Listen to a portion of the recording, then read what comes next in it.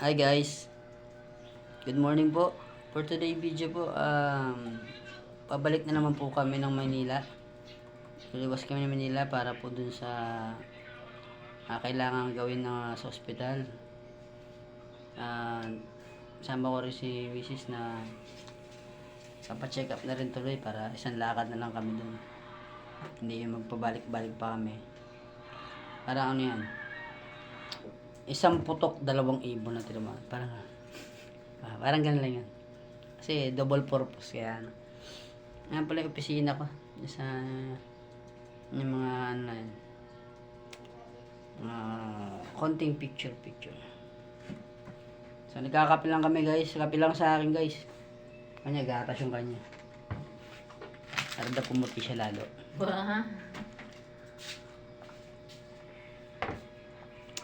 Ligo na ako, be. Sige lang be.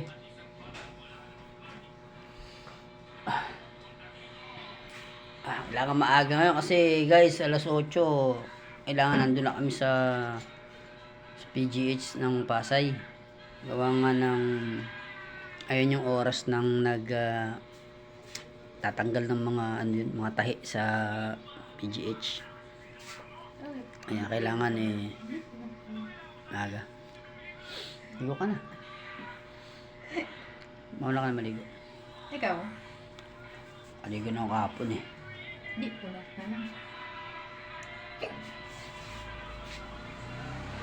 So ako ready na ako.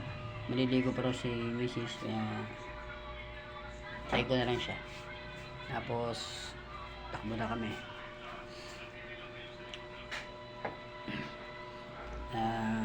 Mga maaga po nagising dyan sa inyo, mga kalods.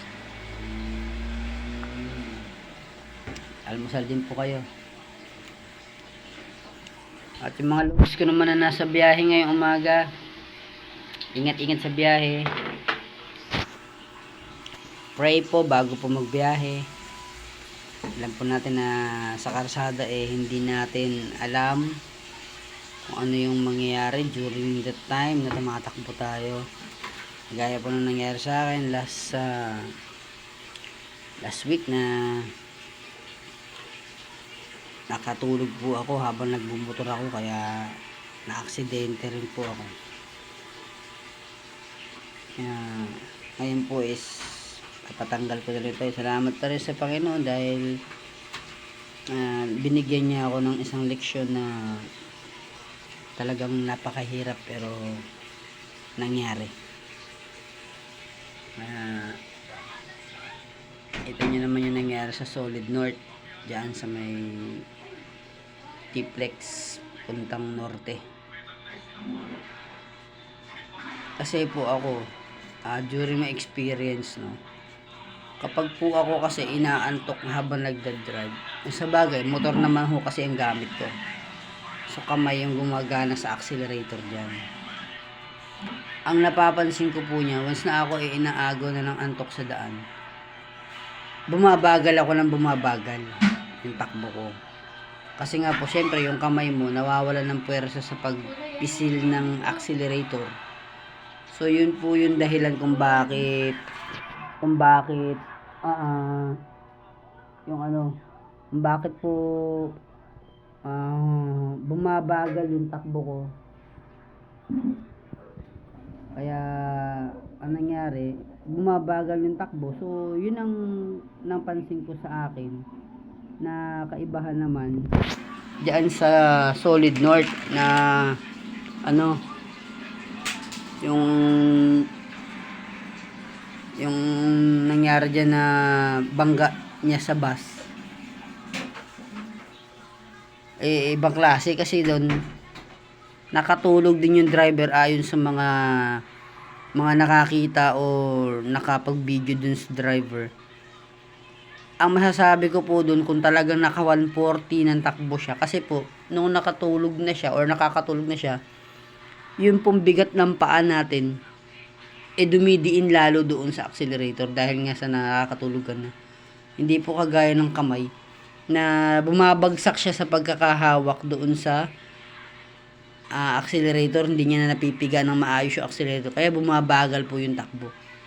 So, sa paa naman po, maintindihan sinunawa nung nakakatulog na siya is dumidiin na po yung tapak niya doon sa accelerator. Kaya po ang nangyari, siguro nung napansin ng isang nagbibideo na nakita ko dun sa video po na nagtatanong siya kung required ba tumakbo ng 140 yung bus sa mga highway. So usually po, meron po tayong max limit po dyan na 100 or 80 ang maximum max dapat ng mga bus or truck nga po na mga heavy loaded na tumatakbo sa highway. So meron po yan maximum level lang po. Pero dahil nga po sa ano na siya, nakakatulog na po, bumigat na po yung paa niya, kaya lalo po dumiin yung paa niya doon sa accelerator. Kaya yun yung sa ano ko lang po yun sa assessment ko o sa parang sa tansya ko sa nangyari doon sa Solid North, tsaka yun sa nangyari sa akin na nasa kamay yung accelerator ko during that time na pares na naman nakatulog. Yung kamay ko is hindi ko na siya mapisil yung accelerator, kaya bumabagal po ako ng bumabagal. Tsaka always ako nasa tabi. Ng mga panahon pag ako nagda-drive sa motor, nasa tabi ako. Ayun gaya ng Solid North na ano, dahil nga sa bumigat na yung paa niya, naididiinan niya lalo yung accelerator sa paa. Kaya yun ang tansya ko doon sa nangyari na yun. Tsaka yung nagtanong po na kung required ba o okay lang ba yung 140 sa takbo ng highway as bus. Mali po yun. 100 to 80 lang po ang speed limit ng mga malalaking sasakyan. Lalo pa po yan sa mga ganyan na bus dahil marami pong taong sakayan. Yun po yung ano dun, ang required na takbo lang po sa kanya. So, dito lang po at sana po marami pong medyo nakatulong po yung konting paliwanag ko doon sa nagtanong po regarding doon sa bagong mangyari yung insidente ng Solid North. At ngayon nga po umaga is babiyahe, sa mga bumabiyahe po, ingat po at dasal po muna bago umalis ng bahay. Yan po. Salamat po. Good morning.